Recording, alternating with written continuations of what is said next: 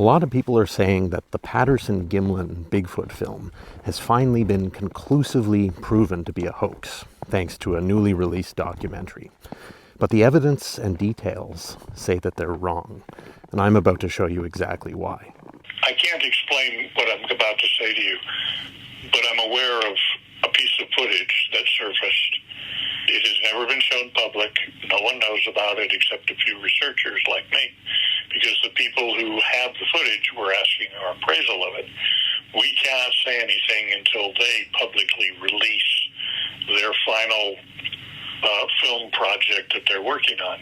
It doesn't change the conclusion. Patty and the PGF are still real, but it adds a new wrinkle to the discussion that's really going to stun a lot of people and provoke a lot of debate and controversy. If you're connected to the Bigfoot world at all, then chances are you've heard of this new documentary entitled Capturing Bigfoot. It hasn't been released to the public yet, but there are a lot of very damning sounding rumors and news articles floating around online saying that the claims and the evidence presented in this documentary constitute the final nail in the coffin of the poor old Patterson-Gimlin film. Pretty scary stuff if you're a Bigfoot believer and Patterson-Gimlin film enthusiast. At least it seems like scary stuff based on how a lot of people are reacting. Now, full disclosure, I haven't seen the documentary myself yet. It's not publicly viewable. It's only been showed at a handful of screenings thus far. But I do have some very detailed insider information from a number of people who have not only seen it themselves and reported back to me, but also in one case, a guy who's actually in the documentary and has seen the evidence presented in it as well. After long and detailed conversations with these folks feeding me this insider information, I feel I have a very thorough understanding of everything in this documentary pointing to the idea that the Patterson-Gimlin film is a hoax. And the bottom line is, based on my current understanding, that evidence, those claims of fakery, they don't hold water logically when you get right down to the nitty-gritty. And like I said, I'm going to show you exactly what I mean by that. But first, we need to go over a point-by-point list of all of the claims being made in this new film and why they're saying that the Patterson-Gimlin film must be a hoax. I'm trying to film here, you silly. Quick interruption here, guys, because Luna here really wants you guys to subscribe. It would mean a lot to her if you haven't already. So, like I hinted at, I'm seeing a whole lot of claims being repeated over and over and over again all across the internet. I just got out of the premiere of Capturing Sasquatch, and it, without a doubt, shows the Patterson-Gimlin footage to be a hoax. And chances are, if you're at all interested in the Bigfoot phenomenon, then you've seen many of those same claims. Maybe you're even one of those Bigfoot enthusiasts who's completely bought into the blanket claims just because they've been repeated so often. Maybe you don't even know what the claims in this documentary actually are yet. So let me shed some light on that to begin with. Because all the claims I'm seeing, well, they're being repeated with a whole lot of confidence, but not sufficient substance behind them to actually back them up. But that said, let me quickly start by saying that if I'm wrong about this, if when I watch the documentary myself, there's something there that actually does prove that the film was a hoax, I'll be happy to admit it. I don't have an emotional dog in this fight like so many Bigfoot enthusiasts seem to. I would be more than happy to admit that I've been wrong all the times I've claimed that the film has to be real based on the available evidence. If I'm proven wrong, that's actually a good thing, because it means that the truth is advancing in this discovery process. And it certainly doesn't have any bearing on the realness of Sasquatch. So, what is this documentary, Capturing Bigfoot, really claiming about the Patterson-Gimlin film? Claim summary. The first and most serious and potentially damning claim is that some new footage, previously unseen, has been discovered, shot by Roger Patterson, showing a dress rehearsal of the famous Paddy walkthrough. A guy wearing the Paddy suit, as it's been reported, in a different location, not Bluff Creek. And here's the really pertinent bit. The claim is that this footage was shot in 1966, the year before the Patterson-Gimlin film was shot in 67. They say that the movement of the subject in this newly discovered film and the suit itself are identical to Patty. But again, it was shot a year earlier, which proves, according to this documentary, that Roger Patterson was basically doing a dress rehearsal for the actual Patterson-Gimlin film. Therefore, it's got to be fake. And that sounds pretty compelling, I'll be honest. When I first heard this, and I hadn't actually looked into the facts and asked around in my inside sources, well, I was actually mentally preparing myself to come on here and make a video saying, sorry guys, I was wrong about all those times I said the Patterson-Gimlin film is real, and here's why. I was fully prepared to do that, and as I said, if I'm proven wrong now, well, I'm still fully prepared to admit that. The next claim is that Roger Patterson's family members say that the film was fake. His widow, Patricia Patterson, and his son, Clint Patterson, apparently both of them are in this documentary saying on camera that the film was a hoax. But the next claim I heard about, to me, was even more shocking, and if you're emotionally invested in this, probably more distressing. They say that Bob Gimlin, Roger Patterson's partner, who was there that day at Bluff Creek in 67, that he is on camera in this documentary admitting, after all these years, that the Patterson-Gimlin film was a hoax. To be able to run onto one, it was like, oh, God, there is one. And she's walking away. Then we've got experts, in some cases personal friends of mine, like the late Dr. Jeff Meldrum, expressing doubt about the authenticity of the old film after seeing the evidence in this documentary.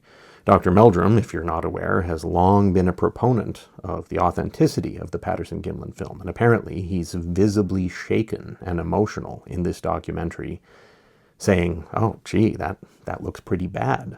And then we've got what I'd call secondary claims, like the old Bob Hieronymus story being reinforced, and some of the claims from Greg Long's classic book being reinforced, and that sort of thing. All of this together is being framed as conclusive, absolute clinical proof beyond the shadow of a doubt that the Patterson-Gimlin film was a hoax, had to be a hoax, couldn't have been anything other than a hoax. So let's look at those claims and break them down one at a time, starting with the main claim, the new footage.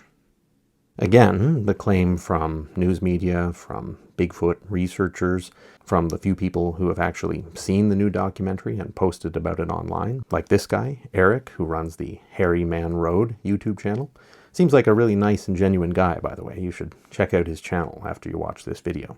Well, the claims they are all making about this new footage are that, again, it clearly shows the same suit, quote unquote, that is shown in the original Patterson-Gimlin film. Identical markings, they say, identical face, identical proportions, and identical movements. And of course, again, they're saying it was filmed a year earlier, so absolute damning proof. And if all of that I just listed is in fact the case, then they're right. It would be damning proof. I'd be the first to admit it. But the problem is that we're getting a lot of these repeated claims that this footage absolutely nails the coffin shut on the Patty film by people who haven't seen the new footage yet. Now, I know I haven't seen it yet, but I've talked in great detail with people who have. And that's why I feel qualified to speak about this at some point. The people I've spoken with are far more careful in their observations than your average Bigfoot skeptic who has an emotional vested interest in this and is prone to go off half-cocked. The first person I spoke with in great detail was Bill Munns. If you don't know of him, he's a veteran Hollywood special effects artist with decades of experience who studied the Patterson-Gimlin film for many, many years, even written a book about it. He's probably studied it more than anyone else on the planet, truth be told. And he has made the case in his book and in other places that there are a number of very specific anatomical details seen in the original film that make it utterly impossible for it to be a costume given the available costume technology of the day in 1967. And if there's anyone who would know, it would be someone who worked in Hollywood in that industry, again, for decades. But the discussion that Bill and I had, it wasn't just based on his experience or his opinion. It was based on first-hand knowledge. See, not only has Bill seen this new, previously unseen footage, but he's actually in the new documentary, Capturing Bigfoot. He was interviewed for it for 5 hours, and they showed him the evidence they were going to be putting forward in the film. He's seen it, and he told me exactly what he saw and exactly what he thinks about it. As a matter of fact, Bill actually told me well ahead of time, almost 6 months ago at the time of this video, that this documentary with its newly discovered footage would be released. He already knew about it then, he had seen it then, and he knew that it wasn't the black mark on the authenticity of the Patty film that everyone would say that it is. I'm bound by an NDA, I can't say anymore. But something's coming. Well, Maybe 6 months from now, I'm not sure. But something's coming, and it's definitely going to be the talk. Believe me, it's going to sweep through the Bigfoot community. People are going to be talking about it. All the skeptics are going to jump on it and say, yeah, it proves it's fake. It doesn't. But they're going to say that. So here's what he actually says about this new footage, this supposed dress rehearsal of the Patty film. He says, quote, "It was obviously a suit from the immediate viewing, and an average grade suit in terms of quality, not really high-end Hollywood level. Nothing with muscles or mechanics," he says. Now that's interesting because every expert who's examined the Patterson-Gimlin film with an open mind says that if it was a suit, then it's the best suit ever conceived, not only in the 1960s, but even up to today. And we also do see muscles and mechanics and details that no suit of that era has any right to have. Bill Munns, having seen the new footage in this documentary, says that the suit in that clip doesn't have any of that. But I was confused by this because other people who have seen the documentary say that this newly discovered footage looks exactly like the Patterson-Gimlin film, and Bill Munns says it doesn't. So I asked him, what gives? There is absolutely no question. That is the same suit that was filmed in the Patterson footage. 100%. It's dark like the Patterson footage. It has breasts like the Patterson footage. You could even see the head is the same shape. Bill's response was basically that the similarity between the original Patty film and this newly discovered footage was not so much in the two subjects of the film and their looks and their mechanics. It was in their movements. He says that whoever was on camera in this newly discovered clip did a very good job at imitating the movements of Patty in the original, right down to the footsteps, the lifting of the right leg to expose the full sole of the foot. It was a very precise imitation. He says that there's a portion that is an exact copy of Cyberchrome 72, which refers to a certain well-known frame of the original Patty film. So basically, the similarity comes down to performance, not anatomy. And when you think about it, if the strongest similarity between the two pieces of footage is how each subject walked, then that implies imitation, not origin. But what about the timeline claim made in this documentary? The idea that this newly discovered footage was shot in 1966, the year before the actual Patterson-Gimlin film. Well, as I said earlier, if that's true, then it absolutely is extremely damning for the Patterson film. There's no way around it. It would definitely be a hoax if that's the case. But there's no evidence that it is, and here's why. The narrative that's pushed in this documentary is that the Kodak film stamp on the reel of the newly discovered footage, it's marked 1966, and therefore they figure it's proof that this footage was shot in 1966. But Bill Munns, again, a veteran of the movie industry, explained that this isn't necessarily the case at all. The only thing that date stamp that's mentioned so prominently in the documentary, the 1966 date stamp, the only thing it proves is that the film itself was manufactured in 1966. But Bill explained that film of that sort could sit for years on a shelf somewhere in a warehouse before it's ever used.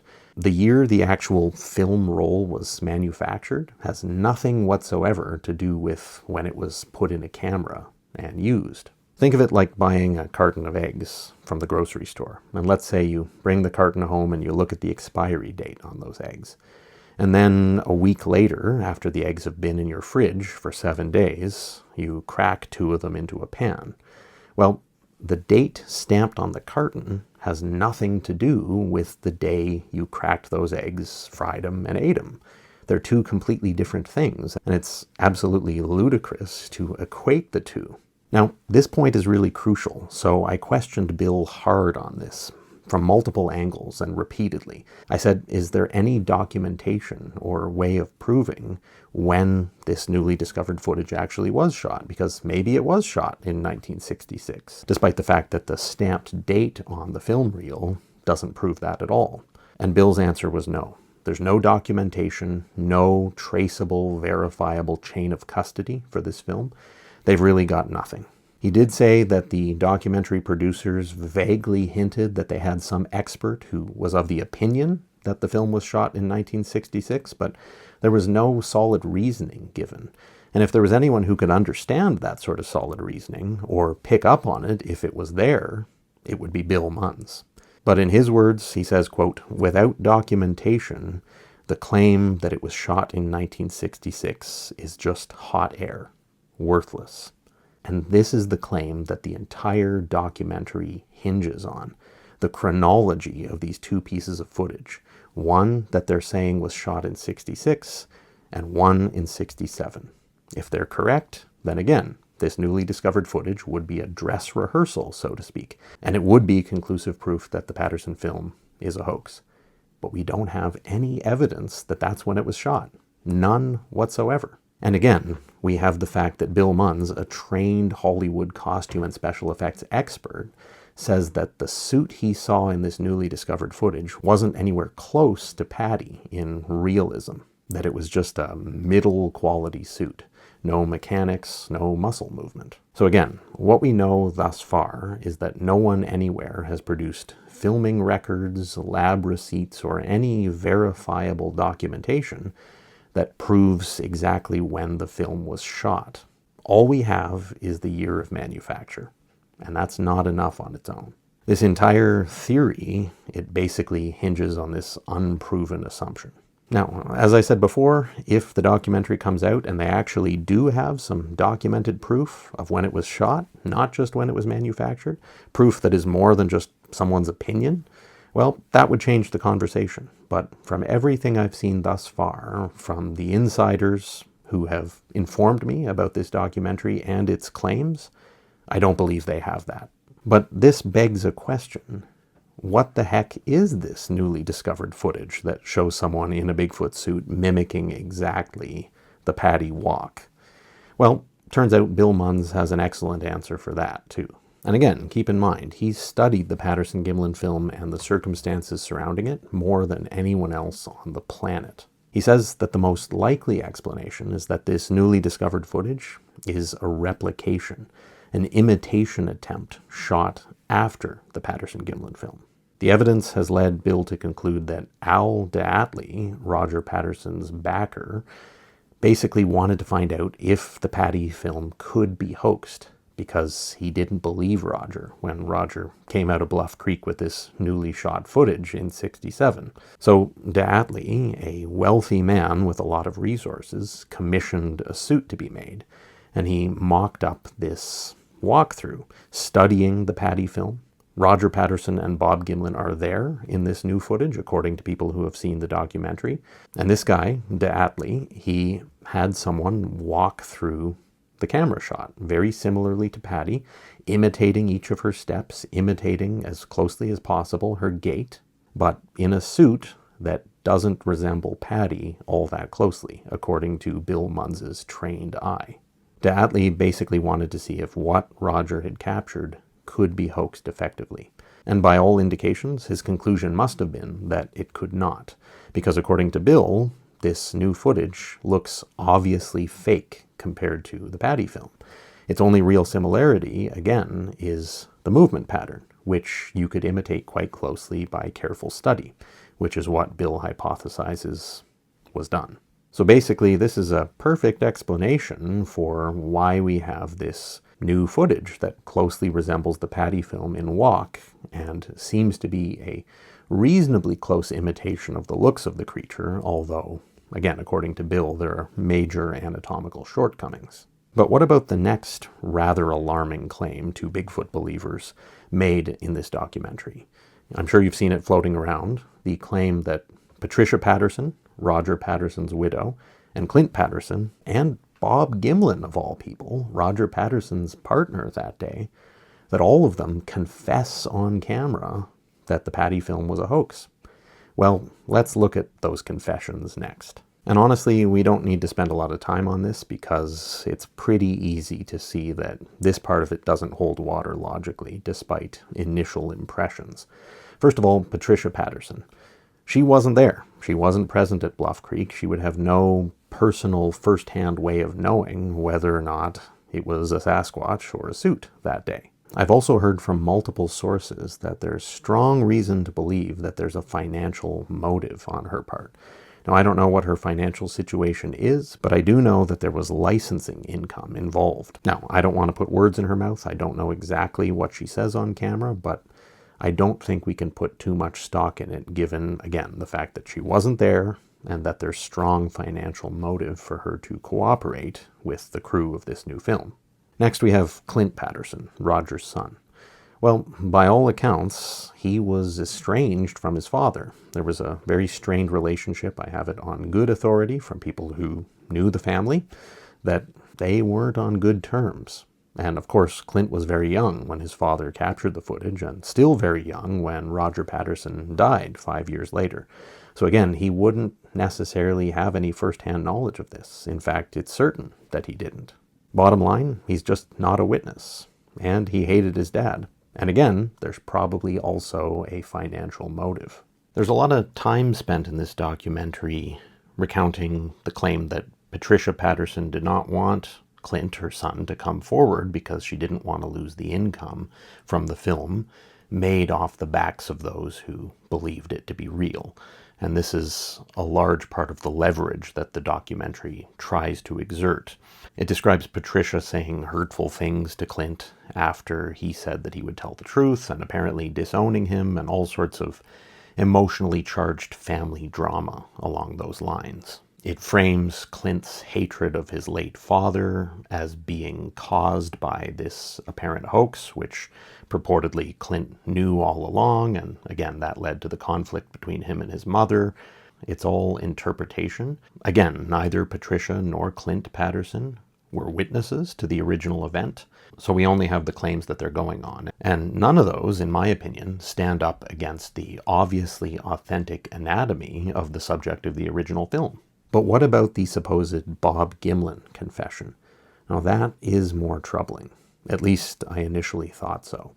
See, a while back, a friend of mine who works in the mystery film industry, I'm not going to give his name, but he emailed me and alerted me to this new documentary, Capturing Bigfoot. He wanted to give me the heads up on it.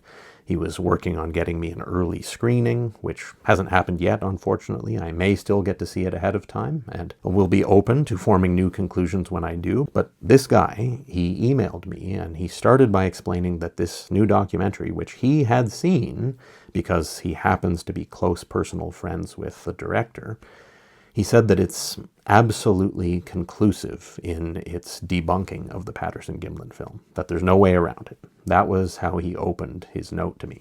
So we had a little back and forth because I had already heard about the film, and I explained that I was more than happy to examine it, and if it is indeed as damning as he says, then I would be more than happy to say as much on camera. And that's when he told me about Bob Gimlin's confession.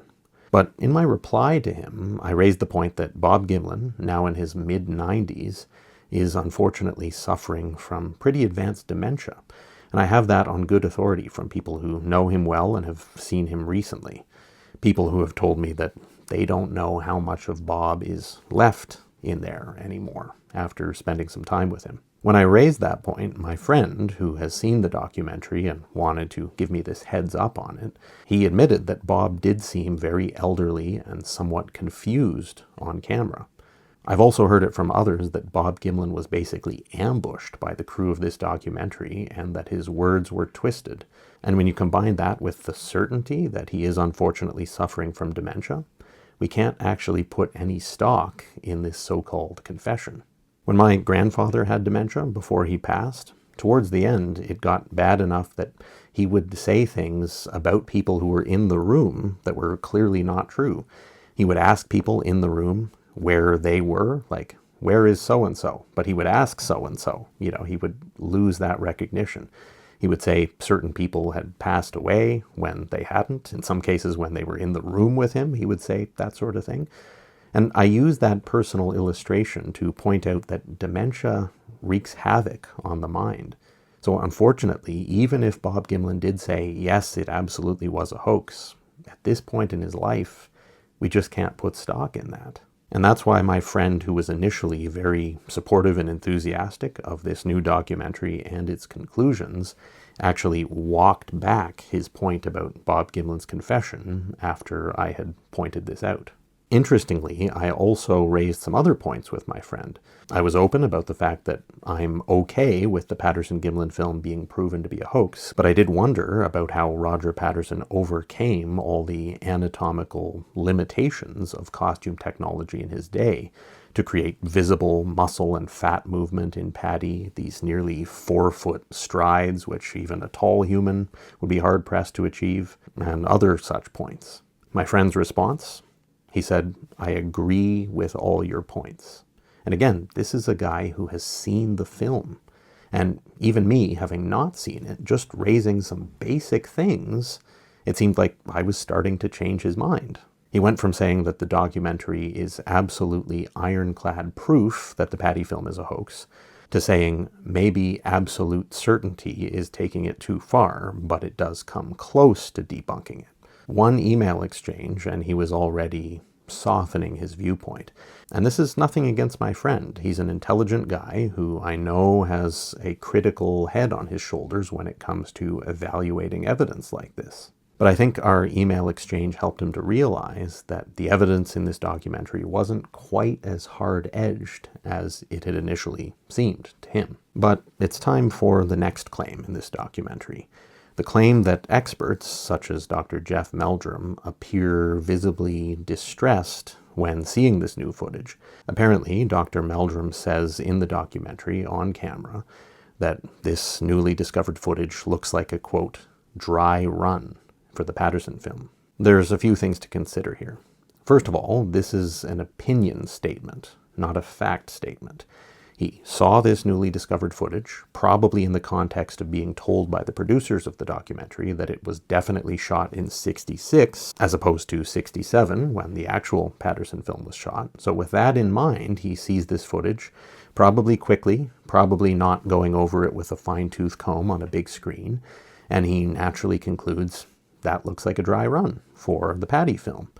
And he probably found that rather distressing, considering how much work and research he's done on the film, and more specifically, the footprints cast at the film site by Patterson and Gimlin, by Bob Titmus, and others. But the bottom line here is even someone as smart as Jeff Meldrum was basing that commentary on an unproven timeline claim. A timeline claim that we really have no reason to believe, and plenty of reasons to disbelieve when you look at the details.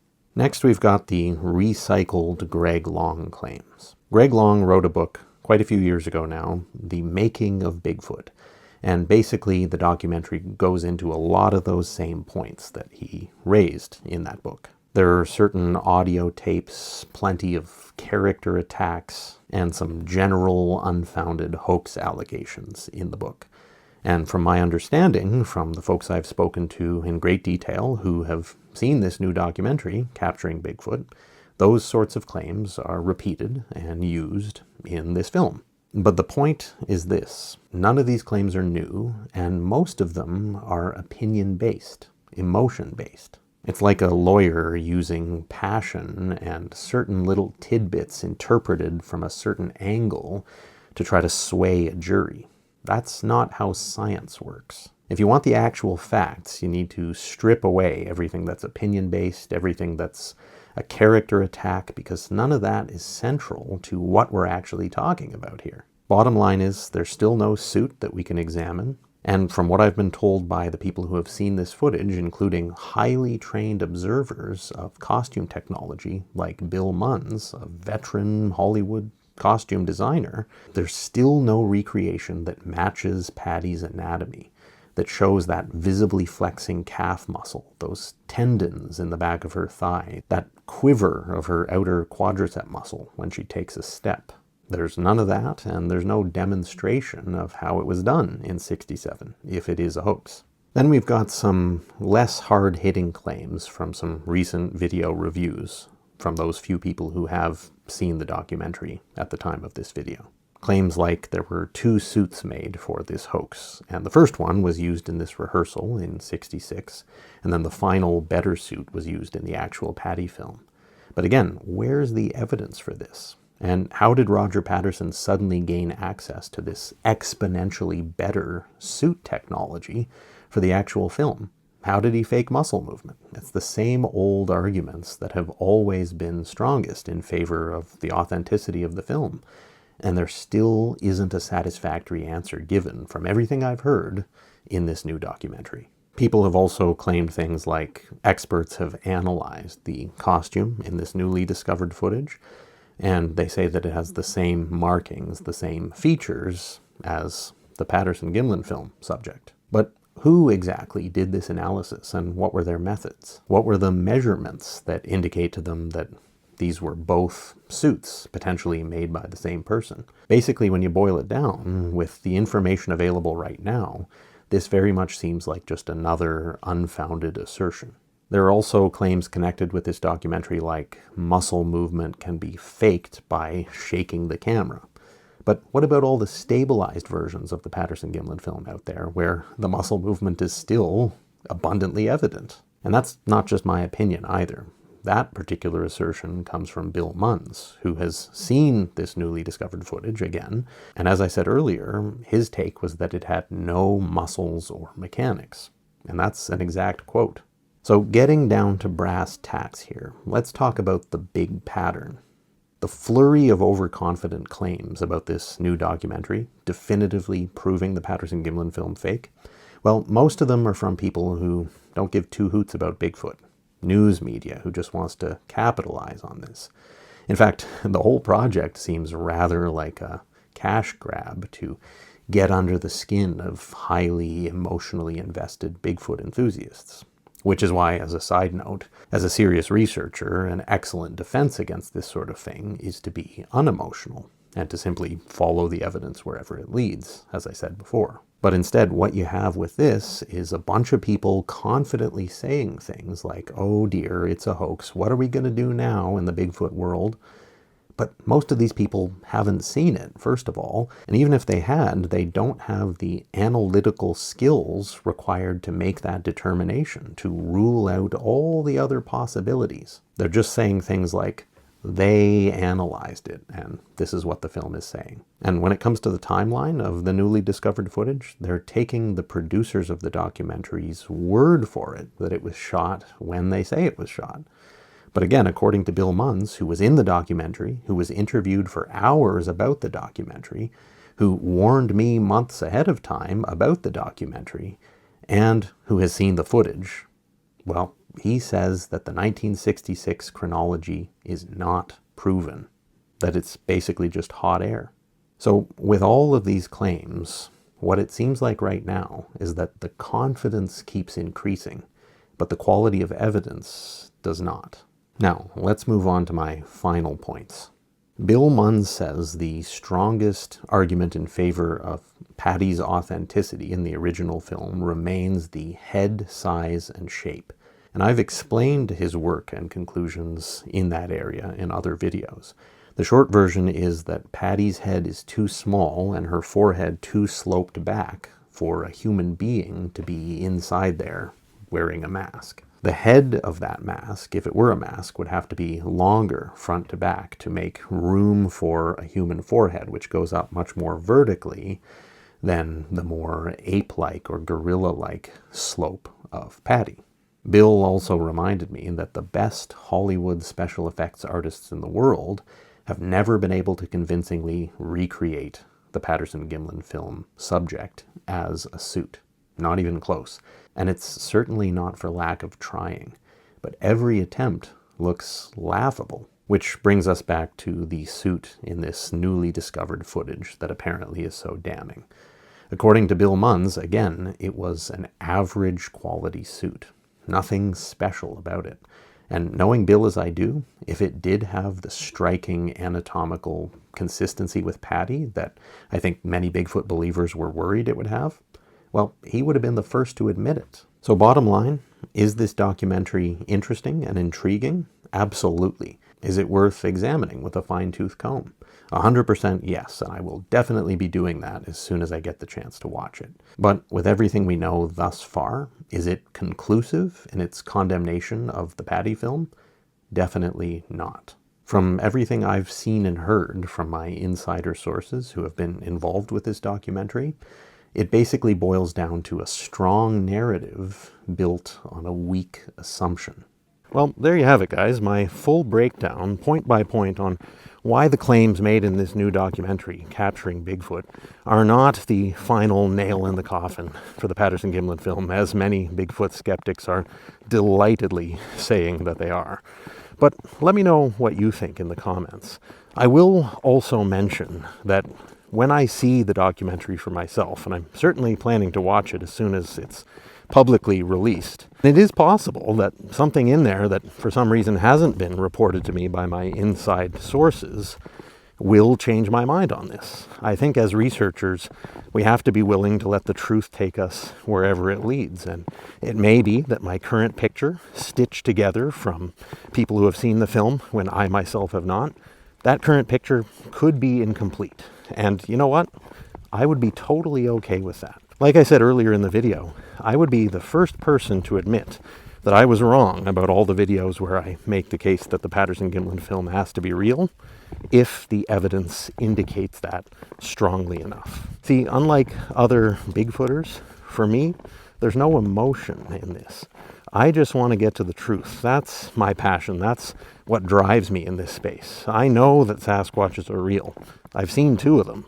So one piece of evidence being debunked, if it ever is debunked more thoroughly than in the points I've explained in this video, well, that's not going to change my bottom line in this space.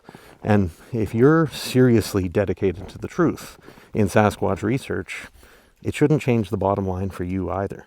So like I said, let me know what you think in the comments. I would love to hear your perspective on this. And if you enjoyed this video, please give it a like, share it with your family and friends, and subscribe to Cabin in the Woods. Those things really do help to keep the channel going and keep me able to do this research and bring these projects to you. If you want to show me extra support, consider signing up for my Patreon. A few bucks a month, you'll get exclusive access to me and exclusively posted content that I don't publish anywhere else except on the Cabin in the Woods Patreon page. Thanks so much for watching and for your support, and I'll see all of you in the next video.